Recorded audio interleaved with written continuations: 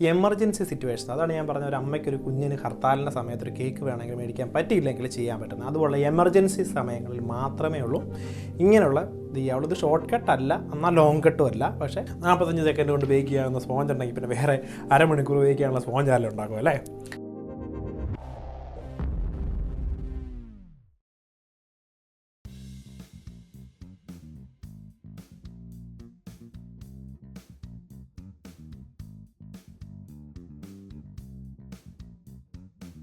Welcome to Sunday special baking class. അപ്പം കഴിഞ്ഞ ആഴ്ചത്തെ വീഡിയോ എല്ലാവർക്കും ഇഷ്ടമായെന്ന് ഞാൻ വിശ്വസിക്കുന്നു. അപ്പം കഴിഞ്ഞ ആഴ്ച ആ ക്രീം വിപ്പ് ചെയ്ത് കുറച്ച് മിച്ചം ഉണ്ടായിരുന്നു. അപ്പോൾ ഞാൻ ഓർത്തു എങ്ങനെയാണ് എളുപ്പത്തിലൊരു കേക്ക് ഉണ്ടാക്കിയത് നിങ്ങളെ കാണിക്കുന്നത്.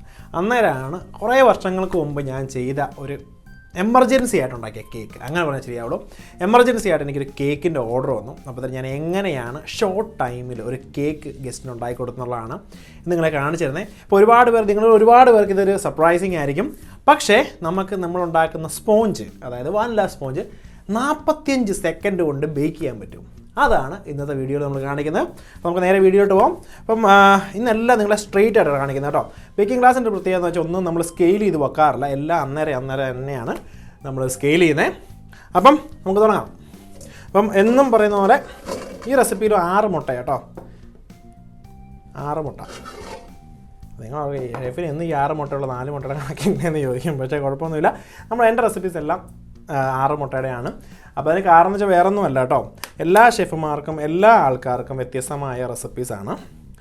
അപ്പോൾ ഇത് നമ്മൾ എന്ന് ചെയ്യാറുള്ള പോലെ തന്നെ എഗ് വൈറ്റും എഗ് യോക്കും തമ്മിൽ തിരിക്കുവാണ് കേട്ടോ. ആദ്യത്തെ കടമ്പേതാണ്. അവിടെ നാവട്ടെ, സമയമില്ല ഉണ്ടാക്കുന്ന കേക്കിന് പെട്ടെന്നുണ്ടാക്കണം കേട്ടോ. അങ്ങനെ നിങ്ങൾ പറയും. ഇപ്പം നമുക്ക് പെട്ടെന്ന് തന്നെ ഉണ്ടാക്കാം. ആദ്യമേ നമുക്ക് പടപടേന്ന് നമ്മുടെ എഗ് വൈറ്റും എഗ് യോക്കും തമ്മിൽ സെപ്പറേറ്റ് ചെയ്യാം. ഓടട്ടെ വണ്ടി ഓടി. അപ്പം പടപടേന്ന് ഞാൻ എടുത്ത് മാറ്റുക കേട്ടോ. അപ്പോൾ നമ്മുടെ കഴിഞ്ഞ പ്രാവശ്യം ഒരുപാട് പേരെൻ്റെ ചോദിച്ചായിരുന്നു ഷെഫിൻ്റെ എഗ്ഗ് ഏതളവാണ്. അപ്പോൾ ഞാൻ പറഞ്ഞിട്ടുണ്ടായിരുന്നു 60-നും 70-നും ഒച്ച പൊട്ടി. പക്ഷേ കൃത്യം നമ്മുടെ ഭാഗ്യം ഒരു തുള്ളി പോലും വൈറ്റിൻ്റെ അകത്ത് യോക്ക് വീണില്ല, പക്ഷെ പൊട്ടി കേട്ടോ. ഇങ്ങനെ എടുത്താലും പൊട്ടും. സമയം നല്ലതായിരുന്നു, അല്ലെങ്കിൽ ഞാൻ ഈ വീഡിയോ റീഷൂട്ട് ചെയ്യേണ്ടി വന്നേനെ. അപ്പോൾ അത് സാരമില്ല. അപ്പം എന്നാളും ബാക്കിയുള്ള അപ്പോൾ ഇത് പറഞ്ഞപ്പോൾ ഞാൻ ആലോചിച്ചു, ഒരു കാരണവശാലും നമ്മുടെ എഗ്ഗ് യോക്ക് എഗ് വൈറ്റ് വരാൻ പാടില്ല കേട്ടോ. അപ്പോൾ നിങ്ങൾ ഓർക്കും ഷെഫ് എന്നാ വർത്താനായി പറയുന്നത്, ഇതെങ്ങാനും ഇച്ചിരി വീണ് കഴിഞ്ഞാൽ എന്നാ കുഴപ്പമൊന്നും ഇല്ലല്ലോ. തീർച്ചയായിട്ടും കുഴപ്പമുണ്ട് കേട്ടോ. അതാണ് അതിൻ്റെ ഒരു വലിയ കാര്യം.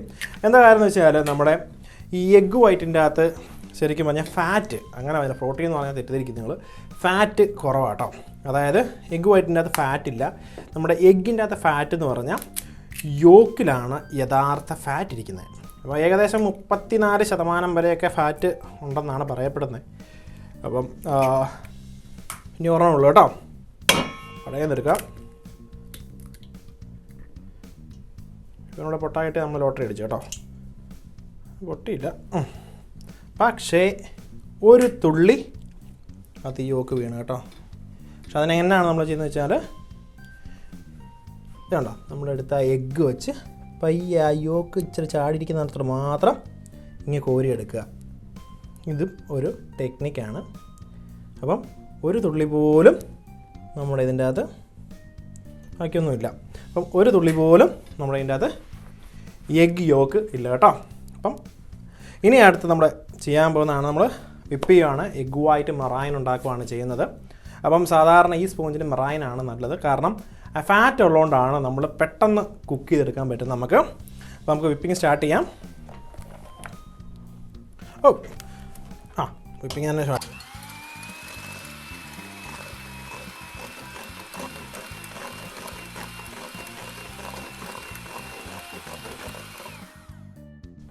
ഓക്കെ, അപ്പം വിപ്പിങ് ചെറുതായിട്ട് വിപ്പ് ചെയ്ത് വെച്ചു.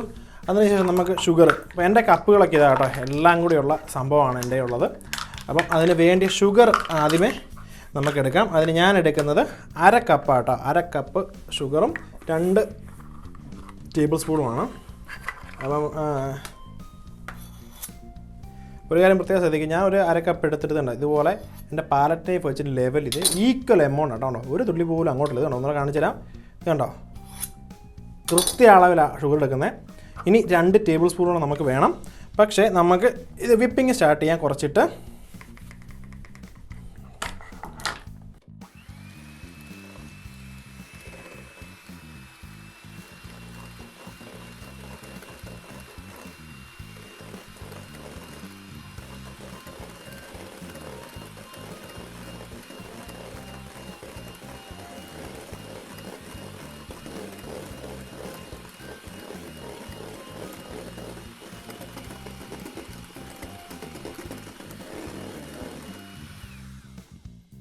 ഇനി നമ്മൾ കഴിഞ്ഞ പ്രാവശ്യം ഞാൻ പറയാം 3 ആയിട്ടാണ് ഞാൻ ഷുഗർ ഇടുന്നത്. അത് ആ പ്രൊസീജിയർ എല്ലാം സെയിം ആണ് കേട്ടോ. അപ്പോൾ പക്ഷേ ഇത് നമുക്ക് ടേബിൾ സ്പൂൺ കൂടെ എടുക്കേണ്ടത് കൊണ്ട് ഞാൻ 4 ആയിട്ടാണ് ഇടുന്നുള്ളൂ കേട്ടോ.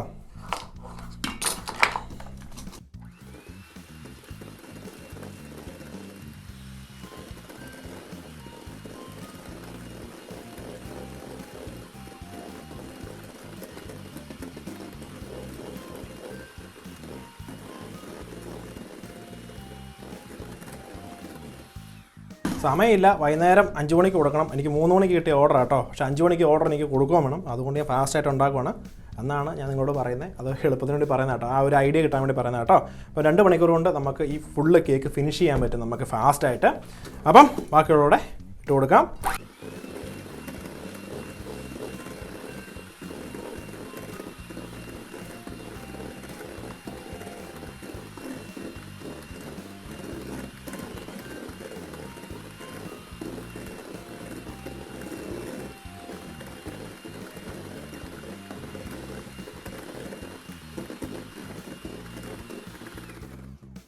അപ്പം ഏകദേശം വിപ്പായി തുടങ്ങി. ഇപ്പം 3ാമത്തെ ഷുഗർ നമ്മളിട്ടു. അപ്പം ഇനി എനിക്ക് അത്യാവശ്യമായിട്ട് ഒരു സാധനം എടുക്കാൻ മറന്നു. നമ്മൾ നമ്മുടെ സ്ട്രെയിനർ എടുക്കാൻ മറന്നു. നമ്മുടെ പയ്യനോടത് പറഞ്ഞേക്കാം, സ്ട്രെയിനർ ഒന്ന് കൊണ്ടുവരാനേ. Buddy can I get the strainer for me? I forgot the strainer. അപ്പോൾ പയ്യനോട് ഞാൻ പറഞ്ഞിട്ടുണ്ട് സ്ട്രെയിനർ കൊണ്ടുവരാൻ വേണ്ടി. ഓക്കെ, അപ്പോൾ എന്നാണെങ്കിലും ബാക്കിയുള്ള ഇതുകൂടെ ഞാൻ വിപ്പ് ചെയ്തെടുക്കാം.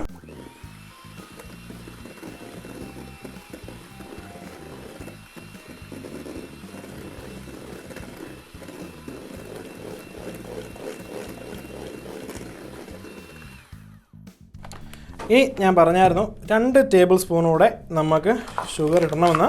അപ്പോൾ അതുകൂടെ നമുക്കെടുക്കാം.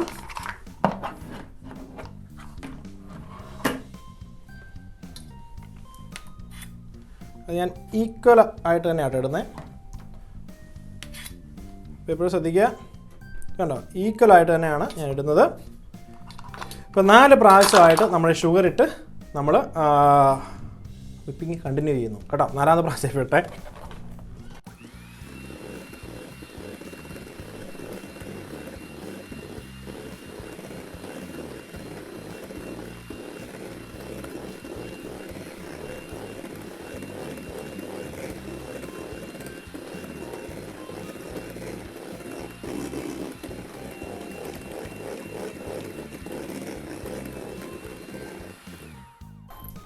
അപ്പോൾ നമ്മുടെ മെറൈൻ ഏകദേശം റെഡി ആയിട്ടുണ്ട്. അപ്പോൾ നമുക്ക് കുറച്ചുകൂടെ വേണം കേട്ടോ. അപ്പോൾ ആ ഷുഗർ അവസാനത്തെ ഇട്ട ഷുഗറൂടെ ശരിക്കും അത് ഡിസോൾവ് ആകുന്നവരെ നമുക്ക് വിപ്പ് ചെയ്ത് കൊടുക്കാം.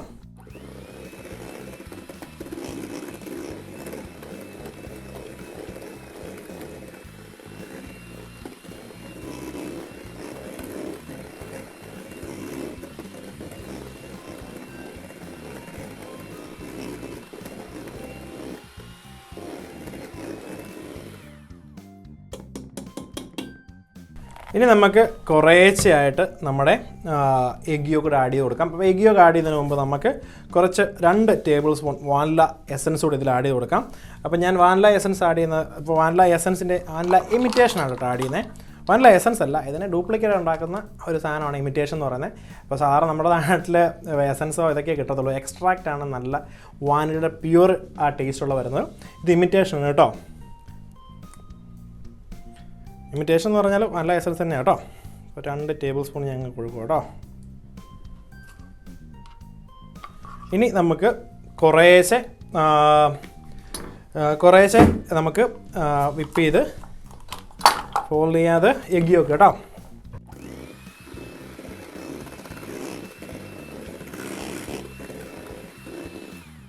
നല്ല എസൻസ് ഇമിറ്റേഷൻ ഒന്ന് മിക്സ് ആയി കഴിയുമ്പോഴത്തേന് കുറേശ്ശെയായിട്ട് നമുക്ക് എഗ്ഗ് കൂടെ ആഡ് ചെയ്ത് കൊടുക്കാം. എഗ്ഗ് യോക്ക് കേട്ടോ, ഓരോന്നാണ് ഉദ്ദേശിക്കുന്നത്. പക്ഷേ യോക്ക് ഓൾറെഡി പൊട്ടി, അതുകൊണ്ടിപ്പം കുറച്ച് കൂടുതൽ വീഴുന്നുണ്ട്.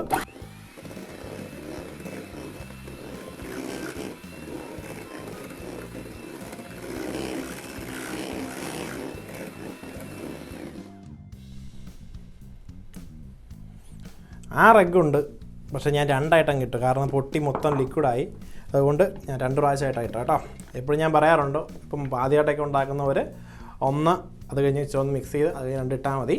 ഇപ്പം ഇങ്ങനെയും ചെയ്യാം കേട്ടോ, സമയമില്ലാത്തോട്ട്.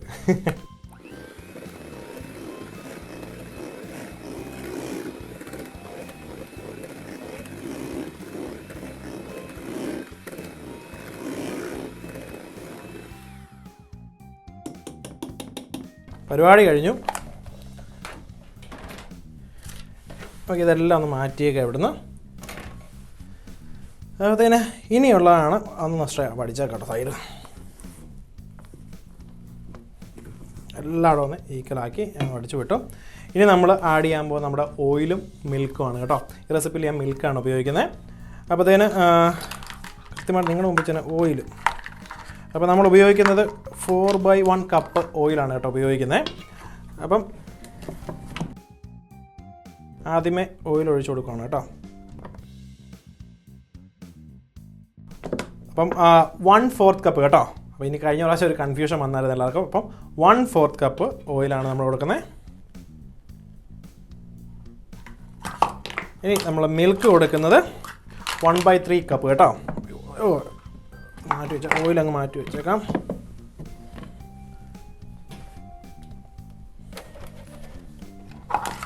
വൺ 1/3 കപ്പ് മിൽക്ക് കൂടെ കേട്ടോ.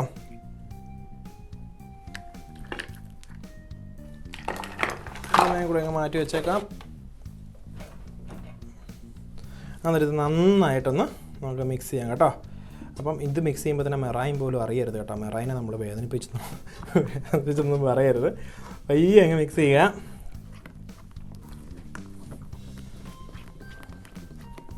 ഒരുപാട് നേരം പ്ലേ ചെയ്താൽ പണി കിട്ടും, കാരണം ഇനി ഫ്ലവറൂടെ വരാനുള്ളതാണ് കേട്ടോ. അപ്പോൾ തന്നെ നമുക്ക് ഇനി ഫ്ലവറൂടെ അറിയാം. ഇപ്പം പയ്യൻ എന്നാണ് സ്ട്രെയിനർ കൊണ്ടുവന്നിട്ടുണ്ട്. അപ്പം അരിപ്പ കേട്ടോ, അരിപ്പ മുകളിലോട്ട് വെക്കുക. എന്നിട്ട് നമ്മൾ ഫ്ലവർ കേട്ടോ. അപ്പോൾ നമ്മൾ ഓയിൽ ഒഴിച്ചത് 4 കപ്പിലായിരുന്നു. അതുകൊണ്ട് ഇത് വൈപ്പ് വേണം, കാരണം 1 കപ്പ് പിന്നെ 1/4 ആണ് നമുക്ക് വേണ്ട കേട്ടോ. ആദ്യമേ തന്നെ 1/4 എടുത്തേക്കാം.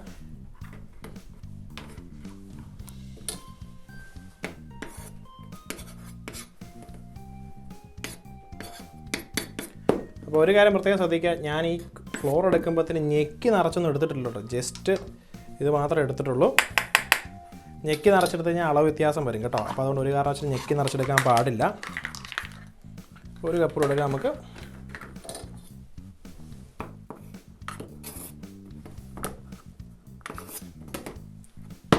കണ്ടോ, ഞാൻ ചെറുതായിട്ട് എടുത്ത് കൃത്യമായിട്ട് ലെവൽ ചെയ്ത് വിട്ടിട്ടുള്ളൂ കേട്ടോ. ജസ്റ്റ് കോരി എടുത്തിട്ട് കേട്ടോ.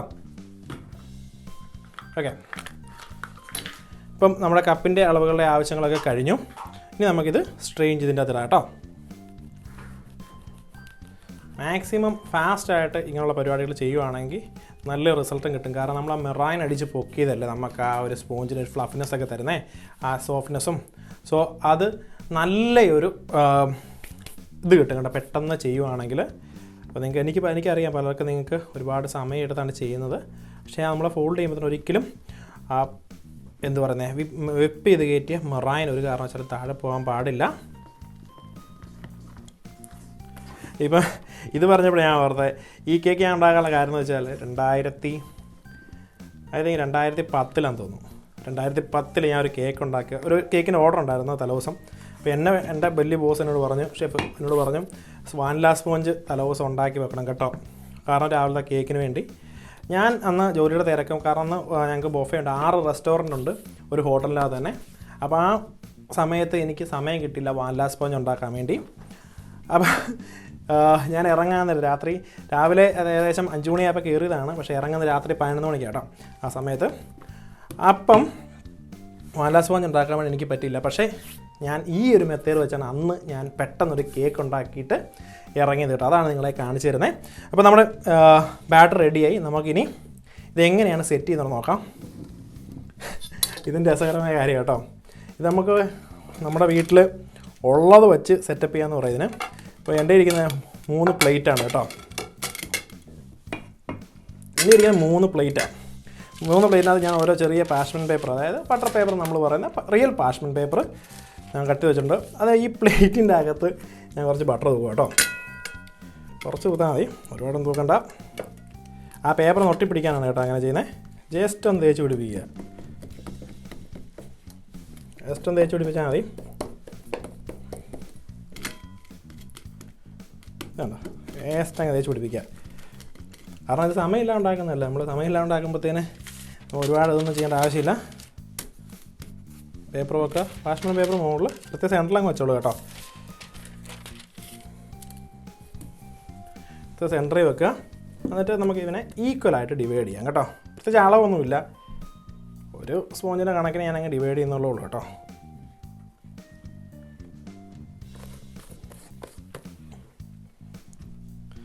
കുറഞ്ഞു പോയെന്ന് പറയണ്ട. അപ്പോൾ എന്തായാലും ഇവനെ ഈക്വലായിട്ട് ഞങ്ങൾ ഡിവൈഡ് ചെയ്യുക കേട്ടോ. എന്നിട്ട് സ്പ്രെഡ് ചെയ്യുക. ഇതൊക്കെ ഷെഫ് എന്നാക്കെ പരിപാടിയായി കാണിക്കുന്നല്ലേ. ജസ്റ്റ് സ്പ്രെഡ് ചെയ്തിട്ടുള്ളൂ കേട്ടോ.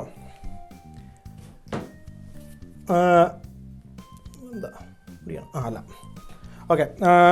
എന്താണേലും ഞാൻ ഈ സംഭവം ഇനി ചെയ്യാൻ പോകുന്നതാണ്. ഇപ്പോൾ ഒരു അട പോലെ ഇരിപ്പുണ്ട് കേട്ടോ, അല്ലേ? കണ്ട അട പോലെ ഇരിക്കും. എങ്കിലും നമ്മുടെ വാനില സ്പോഞ്ചാണ്. ഇവനെ നമുക്ക് മൈക്രോവേവ് ഓവനിൽ, അതായത് മൈക്രോവേവ് ഓവനിൽ നമുക്ക് 45 സെക്കൻഡ് നമുക്ക് ബേക്ക് ചെയ്തെടുക്കാം. എന്നിട്ട് നോക്കാം എങ്ങനെയാണ് നമ്മൾ ഉണ്ടാക്കിയ സ്പോഞ്ച്, എങ്ങനെ പെട്ടെന്ന് ഉണ്ടാക്കിയ സ്പോഞ്ച് എങ്ങനെ ഇരിക്കുന്നുള്ളതെന്ന് നോക്കാം. അപ്പോൾ മൈക്രോവേവിലോട്ട് പോകാം കേട്ടോ.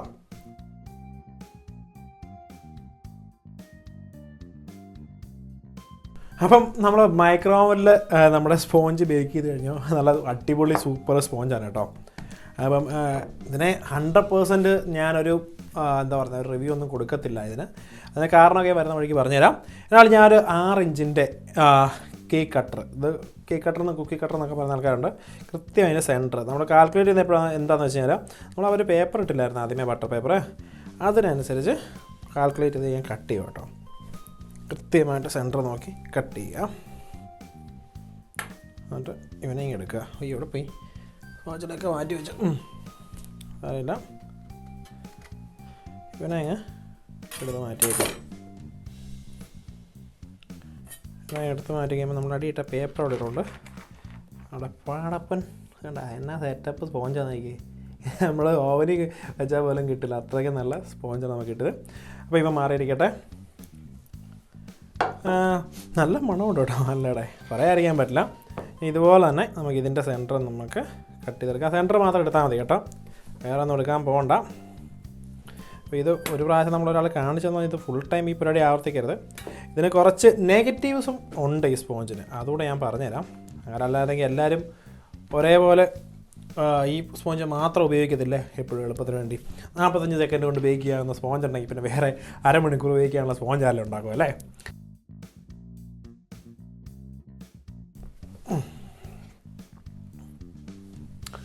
അപ്പം നമുക്ക് ഇതുകൂടെ എടുക്കാം. അപ്പോൾ നമ്മുടെ എല്ലാ സ്പോഞ്ചും ക്ലീൻ ആയിട്ടുണ്ട്.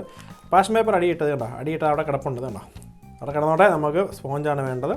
അപ്പം ഈ സ്പോഞ്ചിൻ്റെ ഒരു കാര്യം ഞാൻ പറഞ്ഞുതരാം. ഇത് കണ്ടോ, നല്ല സോഫ്റ്റ് സ്പോഞ്ചാണ്, പക്ഷേ ഇച്ചിരി റബ്ബറിയാണ്. മൈക്രോവൻ ആയതുകൊണ്ടാണ് അത് റബ്ബറി. അപ്പം നിങ്ങൾ പെട്ടെന്ന് എമർജൻസി ഒക്കെ ഉണ്ടാക്കുന്നവർക്ക് അത് ഷുഗർ സിറപ്പ് അടിച്ചെടുക്കാം. നമ്മൾ ഷുഗർ സിറപ്പ് ഒന്നും അടിക്കുന്നില്ല, ഇത് ഷുഗർ സിറപ്പ് വേണ്ട സ്പോഞ്ചാണ് കേട്ടോ. കറക്റ്റ് സ്പോഞ്ച് പോലെ തന്നെ ഉള്ളൂ. ഓക്കെ, അപ്പോൾ ഇതെല്ലാം മാറ്റാം നമുക്ക്. ഞാൻ കട്ട് ചെയ്ത് വെച്ച 3 സ്പോഞ്ച് കൂടി ഉണ്ട്, കാണാൻ സാധിക്കും. ഒരേ അളവ്, ഒരേ സൈസ്.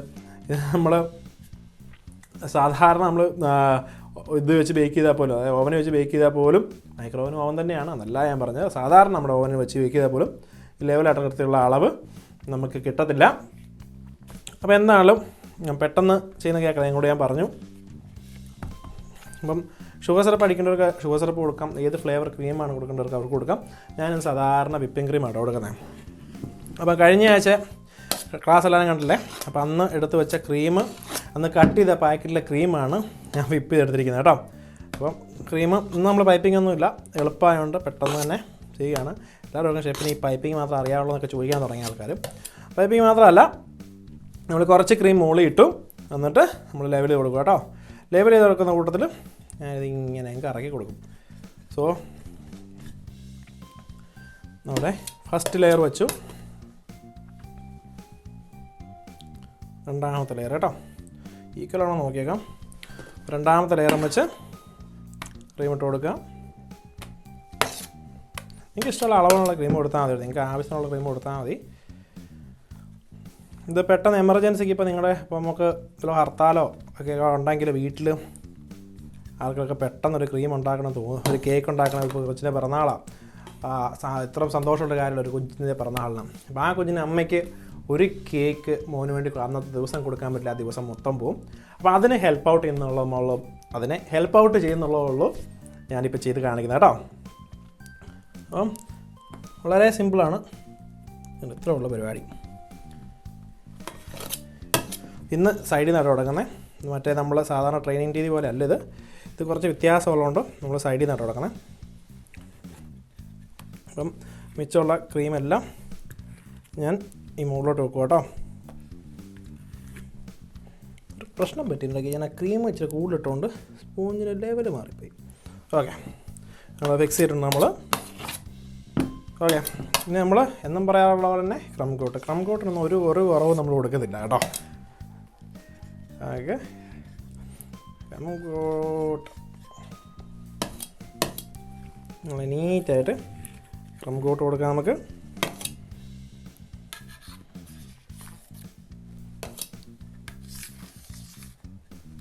എക്സ്ട്രാ ഉള്ള താഴെ പോയിരിക്കുന്ന ക്രീമൊക്കെ ഞാനിങ്ങനെ വടിച്ചെടുക്കും കേട്ടോ.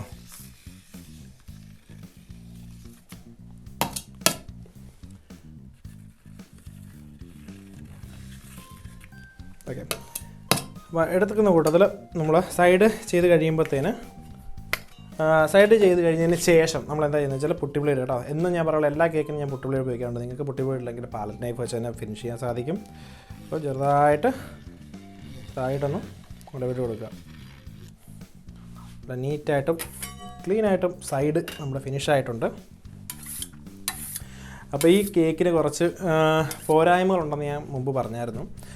എന്താണ് എന്ന് സംഭവം എന്ന് ചോദിച്ചാൽ, ഈ കേക്ക് നമുക്കൊരു ഏകദേശം ഒരു 3-4 മണിക്കൂർ മാത്രമേ ഉപയോഗിക്കാൻ സാധിക്കുകയുള്ളൂ. കാരണം ഈ സ്പോഞ്ച് കാരണം മൈക്രോവേവൻ അടിച്ചെടുക്കുന്ന സ്പോഞ്ചുകൾ ഒരു റബ്ബറി ഒരു ഇത് വരും. അപ്പോൾ അങ്ങനെ വരുമ്പോഴത്തേന് നമുക്ക് ഒരു 4 മണിക്കൂർ, ഇപ്പോൾ ഷുഗർ സിറപ്പ് അടിച്ചാൽ ഒരു 4 മണിക്കൂറിൽ കൂടുതൽ നമുക്കിത് ഉപയോഗിക്കാൻ സാധിക്കുള്ളൂ. ഞാൻ എപ്പോഴും പറയും ലോങ് കട്ട് നിങ്ങൾ ചെയ്യണം, ഷോർട്ട് കട്ട് ചെയ്തിരുന്നു.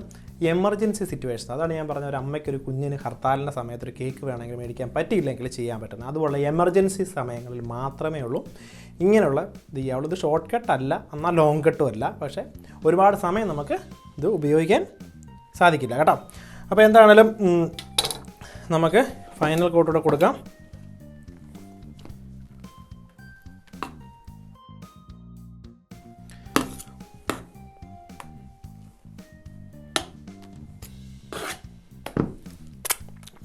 നല്ല മധുരമുള്ള ക്രീമാണ് നമ്മളിവിടെ നല്ല ഇതുണ്ട് കേട്ടോ. എൻ്റെ കയ്യെ പറ്റി, അതുകൊണ്ടാണ് ഞാൻ നോക്കിയത്.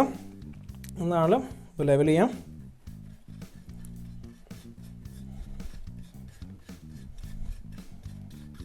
അത് ലെവലിങ്ങിന് ഒരു പ്രത്യേകതയുണ്ട് കേട്ടോ. നിങ്ങൾ ശ്രദ്ധിച്ചാൽ എനിക്ക് മനസ്സിലാവും ഞാൻ എങ്ങനെയാണ് ലെവൽ ചെയ്യുന്നുള്ളത്.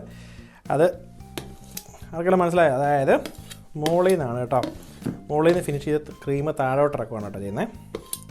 അപ്പം നമ്മുടെ പാടോടെ അങ്ങനെയാണ് ഞാൻ നോക്കിയത്. ജസ്റ്റ് മുകളിൽ പിടിച്ചിട്ട് കേട്ടോ, എനിക്ക് കാണാൻ സൈഡിലോട്ട് ക്രീം ഇറങ്ങുന്നത്. സോ ഇതിങ്ങനെ എടുത്തതിന് ശേഷം നമുക്ക് കുറച്ച് ക്രീം എടുത്താൽ മതി കേട്ടോ. ഇനി ഇത്രയും ക്രീമേ എടുക്കുന്നുള്ളൂ, അതിൽ സൈഡ് ലെവൽ ചെയ്ത് പോകാൻ വേണ്ടി ഒരുപാട് ക്രീം എടുക്കുന്നില്ല. കാരണം ആ താഴോട്ട് ഇറങ്ങിയിരിക്കുന്ന ആ ക്രീമാണ് നമ്മുടെ ബാക്കിയുള്ള ക്രീമിനെ കവർ ചെയ്യുന്നത് കേട്ടോ.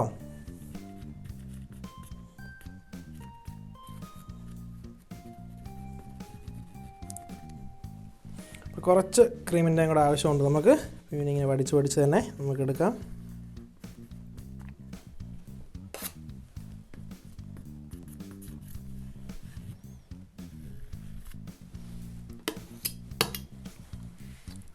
ഇനി ക്ലീനായിട്ട് പാലറ്റ് നൈഫ് വെച്ച് തന്നെ ഒരു പ്രാവശ്യം ഒന്ന് ക്ലീൻ ആക്കിയിട്ട് നമുക്ക് പുട്ടി ബ്ലേഡ് വെച്ച് സൈഡിലൂടെ ക്ലീൻ ചെയ്തെടുക്കാം കേട്ടോ.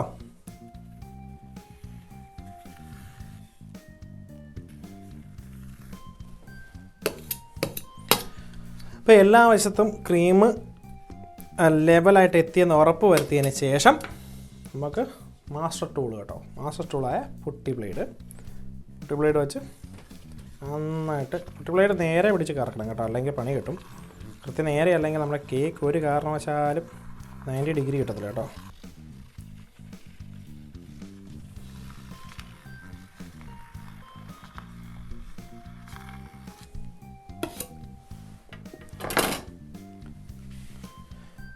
ഇനി നമുക്ക് സൈഡൊക്കെ നമുക്ക് നന്നായിട്ട് ക്ലീൻ ചെയ്യാം.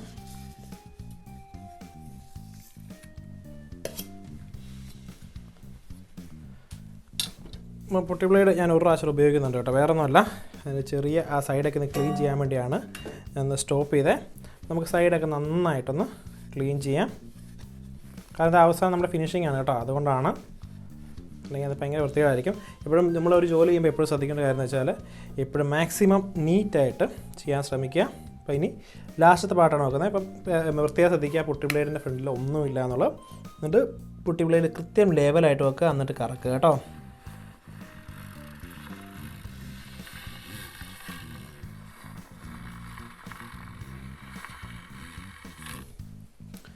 അപ്പം പെട്ടെന്ന് നമുക്ക് കേക്ക് നമ്മൾ സൈഡ് ഫിനിഷ് ചെയ്തു. അപ്പം ഒരുപാട് ക്രീമൊന്നും ഞാൻ ഇതിൽ കൊടുത്തില്ല. അതിന് കാരണം എന്ന് വെച്ചാൽ നിങ്ങൾക്ക് എല്ലാവർക്കും അറിയാം, നമ്മൾ വീട്ടിലുണ്ടാക്കുന്ന ഒരു കേക്കിന് ഒരുപാട് ക്രീമൊന്നും നമ്മൾ ഉപയോഗിക്കില്ല. കുറച്ച് ക്രീം, ആവശ്യത്തിനുള്ള ക്രീം മാത്രമേ ഉള്ളൂ ഞാൻ ഈ കേക്കിന് ഉപയോഗിച്ചിട്ടുള്ളൂ. അപ്പം ഇനി മുകളിലോട് ചെറുതായിട്ട് ക്ലീൻ ചെയ്ത് കൊടുക്കുക കേട്ടോ.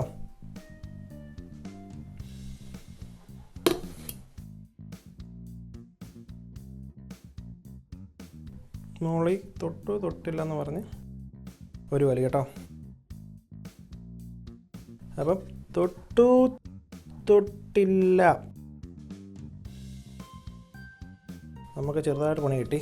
സൈഡ് ഒന്നുകൂടെ ക്ലീൻ ചെയ്യേണ്ടി വരും, കാരണം അത് ഫിനിഷ് ചെയ്തപ്പോഴത്തേന് കുറച്ച് ക്രീം സൈഡിലോട്ട് ചാടിപ്പോയി.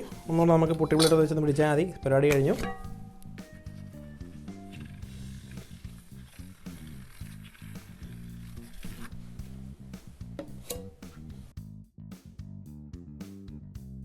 ഇത് തൊട്ടില്ല എന്ന് പറഞ്ഞ് മുകളിലത്തെ ക്രീം കൂടെ ഇങ്ങോട്ട് മാറ്റുക.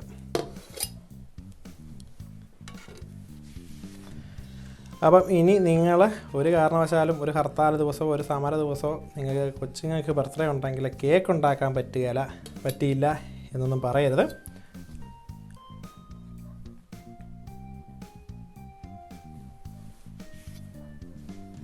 മുകളിൽ ചെറുതായിട്ടൊന്ന് ഫിനിഷ് കൊടുക്കട്ടെ.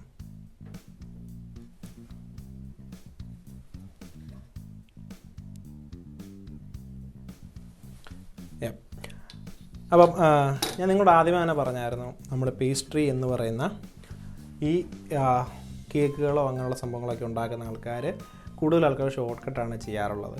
അപ്പം നിങ്ങളിലോട്ട് നല്ല സത്യസന്ധമായിട്ട് നിങ്ങളിലോട്ട് കൃത്യമായിട്ടുള്ള പേസ്ട്രി എന്താണ് എന്ന് പഠിപ്പിക്കാൻ വേണ്ടിയാണ് നമ്മുടെ ഈ ചാനൽ BSC എന്ന് പറയുന്ന ചാനൽ മുമ്പോട്ട് വന്നിരിക്കുന്നത്.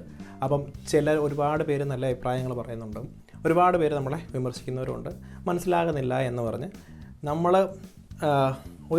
ഒരു സമൂഹത്തിൽ പല ടൈപ്പ് ആൾക്കാരില്ലേ. അപ്പം നമ്മൾ പഠിച്ചു വരുന്നൊരു കാര്യത്തിന് പെട്ടെന്ന് ഞാൻ ചേഞ്ച് ചെയ്യാൻ നോക്കുമ്പോഴത്തേന് ഒരുപാട് പേര് വിമർശനങ്ങൾ വരുന്നുണ്ട്. പക്ഷേ സത്യസന്ധമല്ലാത്ത ഒരു കാര്യവും BSC എന്ന് പറയുന്ന നമ്മുടെ ഈ ചാനൽ ഞങ്ങളെ കാണിച്ചു തരില്ല.